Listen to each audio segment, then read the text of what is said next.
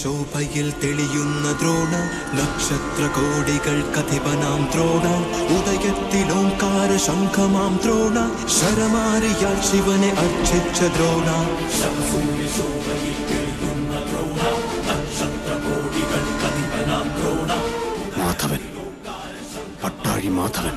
ശരമാരിയാൽ ശിവനെ അർച്ചിച്ച ദ്രോണ.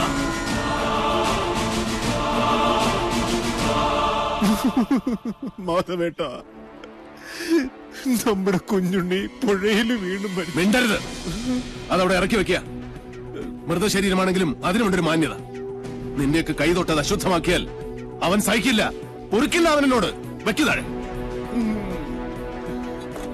അനന്ത,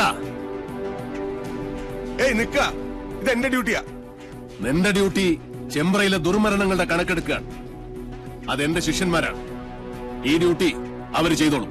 മാറ്. അല്ല,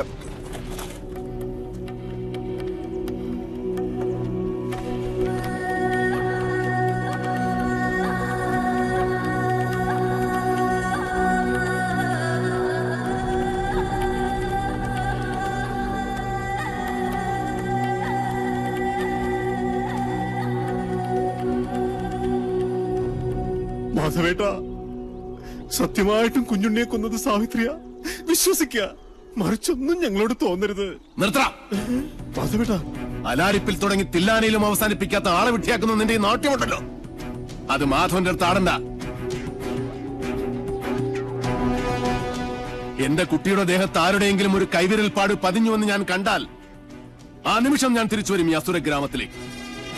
അത് പുറപ്പെടാശാന്തി മാധവനായിട്ടായിരിക്കില്ല, കാലഭൈരവന്റെ അനുഗ്രഹമുള്ള മാധവനായിട്ടായിരിക്കും. അന്ന് നീയൊക്കെ പശ്ചാത്തപിക്കും, ഈ ഭൂമിയിൽ ജനിച്ചതിന്റെയും ജനിപ്പിച്ചതിന്റെയും പേരിൽ. കാത്തിരുന്നോ എന്റെ വരവ്.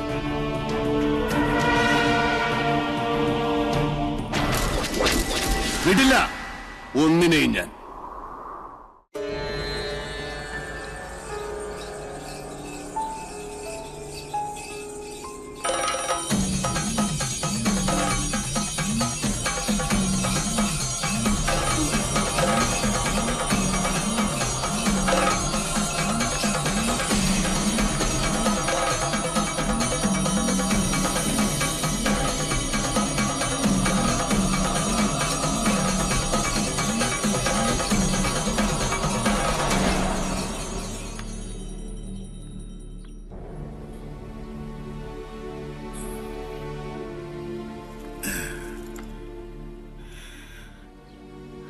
നിനക്കെന്ത് പറ്റി? എവിടെ പോയടാ നിന്റെ ചങ്കൂറ്റം? ഇനി മണിയങ്കോട്ട് വീരൻ ആരാണെന്ന് ചോദിച്ചാല് അച്ഛൻ മാത്രമല്ല, ചെമ്പ്ര മുഴുവൻ പറയും എന്റെ ഗിരീശനാണെന്ന്. ആ നിനക്ക് രക്തം കണ്ട പനിക്ക്. ഓ അച്ഛൻ, ഞാൻ പറയുന്നൊന്ന് വിശ്വസിക്കുക. ഞാനല്ല കുഞ്ഞുണ്ണിയെ കുളത്തിലേക്ക് ചവിട്ടി വീഴ്ത്തിയത്. പിന്നെ എനിക്ക് സാധിച്ചില്ല. മണിയങ്കോട്ട് സാവിത്രിക്ക് ഇരയാകാനായിരുന്നു അവന്റെ വിധി. സാവിത്രി? അതെ, കുഞ്ഞുണ്ണി കുളം കാണാൻ പോയപ്പോ ഞാൻ അവിടെ ഒറ്റയ്ക്കായി. അപ്പോ ഞാൻ കേട്ടു മുത്തുപൊഴിയുന്ന പൊട്ടിച്ചിരി, താനേയാടുന്ന ആട്ടുകട്ടിൽ പാലപ്പൂവിന്റെ മണം, ഇടനാഴിയിൽ എവിടെയോ ചെമ്പട്ടണിഞ്ഞൊരു സ്ത്രീരൂപം.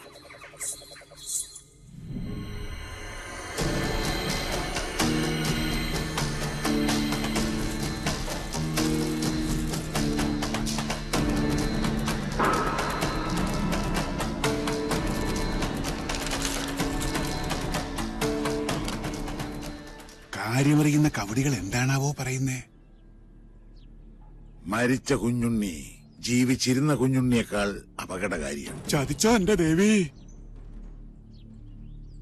കുഞ്ഞുണ്ണി നെല്ലൂർ മനയിലുണ്ട്. ഇത് തന്നെയാ ഞാൻ പറഞ്ഞത്. നെല്ലൂർ മന പൊളിച്ചു കളയുക. ഭൂമിക്ക് മുകളിൽ ഇനി ആ നരകം വേണ്ടെന്നേ. ഭൂമി മാത്രമായിട്ട് വാങ്ങാൻ ആളുകളുണ്ട്. ഇയാളാണോ ഭൂമി വാങ്ങാൻ വന്ന വ്യാപാരി? ആ അതെ അച്ഛാ, ഇതാ രാജീവൻ. പാതയ്ക്കരയില്ലത്തെയാ. ഇപ്പൊ ഇതാ ബിസിനസ്. നമ്മുടെ ഗൗരിക്ക് കൊള്ളാം.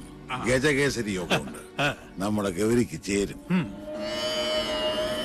അച്ഛാ, ഈ നെല്ലൂർ മന നിൽക്കുന്ന സ്ഥലം മാത്രം മതി രാജീവന്. മന വേണ്ട. കരിമരുന്ന് കൊണ്ട് വീട് പൊളിക്കണ ഒരു പാർട്ടി ഉണ്ട്, കവളപ്പാറയില്. വിളിക്കണോ? സാവിത്രി വെള്ളിവാളിൽ ആവാഹിച്ച് ഇവിടുത്തെ മച്ചിൽ കുടിയിരുത്തണം. എന്നിട്ട് മതി കമ്പക്കെട്ട്. മനസ്സിലായോ? ശരി അച്ഛാ. അയമോധന കാമധുഹോസ്തു അനന്ത അക്ഷീയമാണ സുരഭി സർവകാമീ സത്വോപതിഷ്ഠതു അജര നിത്യപൂത സുധാംധുഹാന അമൃതാഘ്നസ്തർപ്പയന്തു കുഞ്ഞുണ്ണിശർമ്മണ ഉപതിഷ്ഠതു. ഇല്ല, കർമ്മ ഒക്കണില്ല. കുഞ്ഞിനെ സ്വീകരിക്കുന്നില്ല. കണ്ടില്ലേ പവിത്രം അഴിഞ്ഞു വീണത്? പൂണുല് വലത്തോട്ടിടാനും മണതിരിക്കണോ? ഒക്കെ കാണുന്നത് ദുർനിമിത്തങ്ങളാണ്.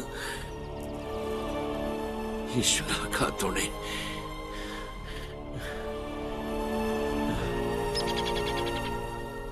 കണ്ടു നിൽക്കാൻ പറ്റണില്ല. ചെയ്യുന്ന കർമ്മങ്ങളും ചൊല്ലുന്ന മന്ത്രങ്ങളും കുട്ടനെ പിഴയ്ക്കണു. ചോറൂട്ടിയ കൈകൊണ്ട് തന്നെ ഇപ്പോ ഇതൊക്കെ കാണാൻ എന്ത് പാപമാണ് ഞാൻ ചെയ്തത്? പ്രതികാരം ചെയ്യിച്ചിട്ടേ കുഞ്ഞുണ്ണി ഈ ഭൂമുഖത്തുനിന്ന് പോവും. മണിയങ്കോട്ട് സാവിത്രി ഇനി അനുഭവിക്കാൻ പോണേ. നോക്കിക്കോ.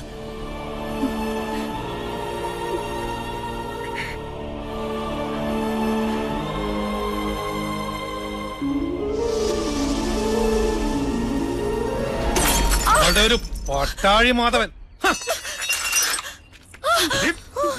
കേട്ടോളെ, നീ പഠിച്ചോ പഠിപ്പിച്ചൊക്കെ ഇന്നത്തോടെ മതി. എന്നെ ഒന്ന് വിട്, ഞാൻ വരുന്നില്ല. എനിക്ക് കല്യാണം വേണ്ട. ഞങ്ങൾ അറിയാതെ എന്ന് മുതലാ നിനക്ക് ഈ മാധവൻ ഉണ്ടായത്?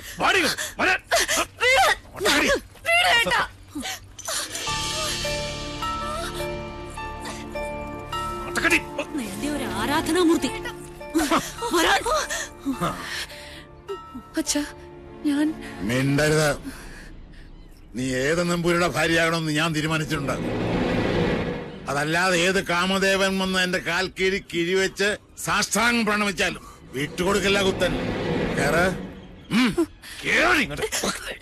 ഈ ടീച്ചറിനെ തിരിച്ചു വരില്ല എന്ന് പറഞ്ഞേക്ക്. തടയാൻ ധൈര്യം ഉണ്ടെങ്കിൽ വരാൻ പറ പട്ടാഴി മാധവനോട്. Hello sir.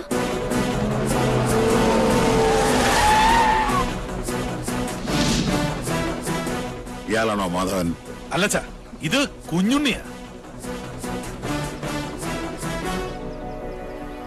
ഇത് ടീച്ചർ സൂക്ഷിച്ചു വെച്ചിരുന്നല്ലേ? പട്ടാഴിയിലേക്ക് വരാൻ ഇനിയും ടീച്ചർക്ക് മനസ്സുണ്ടെങ്കിൽ ഇപ്പൊ ഇതിനകത്ത് നിറങ്ങണം.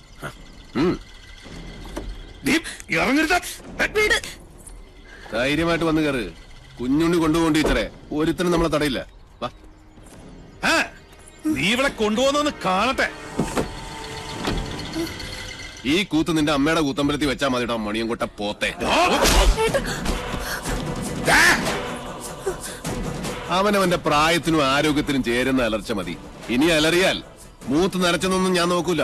അടിച്ച് മടക്കി പോത്തുണ്ടി ഡാമിൽ എറിയും. വാസോ, അടിച്ച് കൊല്ലടാ കണ്ടേ. എന്താടാ?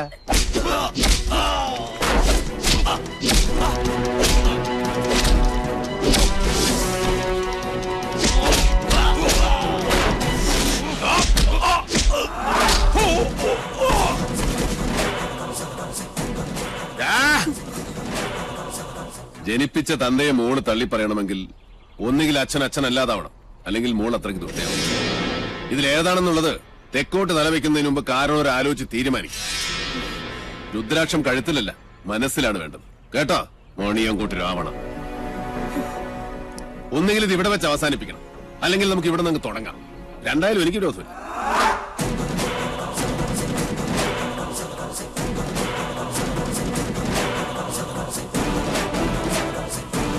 അയ്യോ,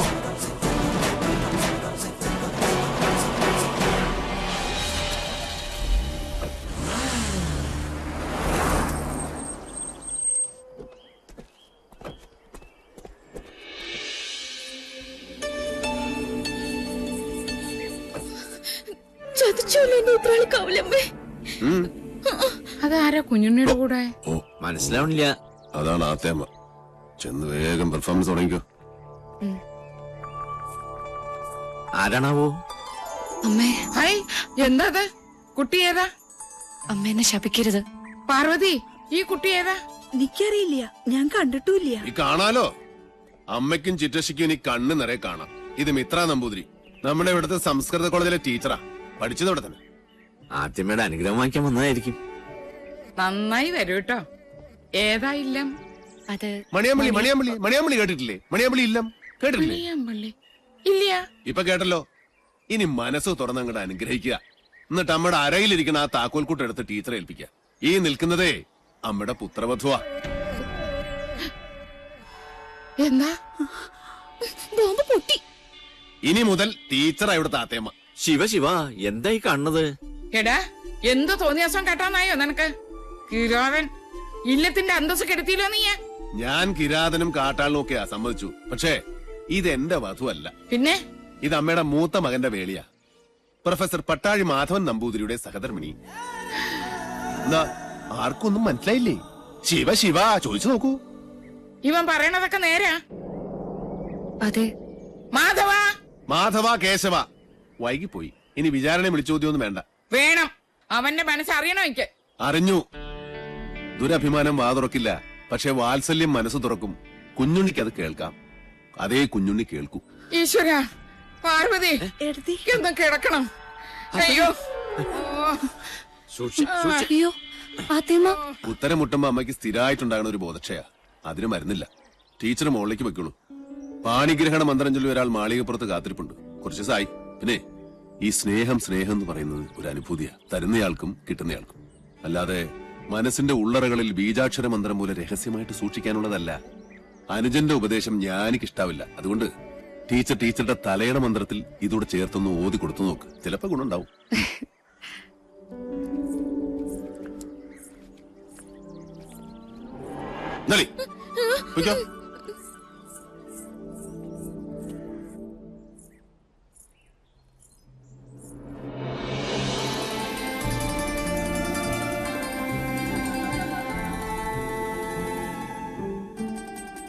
കണ്ടുവല്ലേ, അഗ്നിയാകാനും ഹിമമാകാനും നിമിഷാർത്ഥം പോലും വേണ്ടാത്ത എന്റെ ഉണ്ണിയെ. പട്ടാഴിയിലൊരു സ്നേഹപ്പാലാഴിയുണ്ടെന്ന് പറഞ്ഞപ്പോ താൻ വിചാരിച്ചു കാണില്ല അത് ഇത്രയും ചൂടുള്ളൊരു ചെങ്കടലായിരിക്കുമെന്ന്. അല്ലേ? മുൻഷുണ്ടി ലേശം കൂടും, അത്രേ ഉള്ളൂ. ഇങ്ങനൊരു അനിയനെ കിട്ടാൻ ഈ ഏട്ടൻ സുഹൃതം ചെയ്യണം. അനിയനോ? ജനനം കൊണ്ട് ഞാൻ മൂത്തതാണെന്നേ ഉള്ളൂ. കർമ്മം കൊണ്ട് അവനാ ഏട്ടൻ. പട്ടാഴിൽ എന്തിനും ഏതിനും കുഞ്ഞുണ്ണിയാ കേമൻ. അതെനിക്കിന്ന് മനസ്സിലായി. ഇത്രയും നാള് വിളിച്ച ദൈവങ്ങളോടല്ല, ഉണ്ണിയോടാ ഞാൻ നന്ദി പറയണ്ട്. എന്താ ഇത്? ഗുരുവായൂരപ്പന്റെ ശ്രീകോവിലിനുള്ളിൽ വെച്ച് 41 ദിവസം പൂജിച്ചെടുത്ത പട്ടുതാലിയ. ഇനി ഇതിനൊരു അവകാശം ഉണ്ടല്ലോ.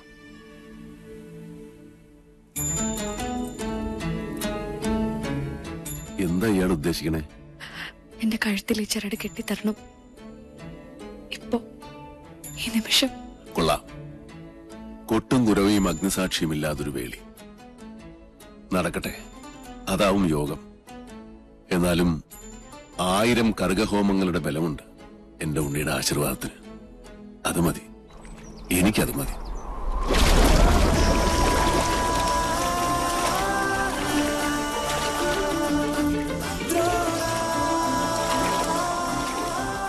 ചെമ്പറയിലേക്ക് പോവാൻ തന്നെ തീരുമാനിച്ചോ? ഈ യാത്ര ഞാനായിട്ടല്ല, ഈശ്വരൻ നിശ്ചയിച്ചതാ. മാധവൻ പോയിരിക്കും. പടനിലത്തിന്റെ എതിർവശത്ത് നിന്റെ അച്ഛനും സഹോദരങ്ങളുമാണ്. നിനക്ക് കരയാം. ചെമ്പ്ര ഇനി ശ്മശാന ഭൂമിയാകാൻ അധികം കാലമില്ല. ഒരു താത്രിക്കും രക്ഷിക്കാൻ കഴിയില്ല ചെമ്പ്രയെ.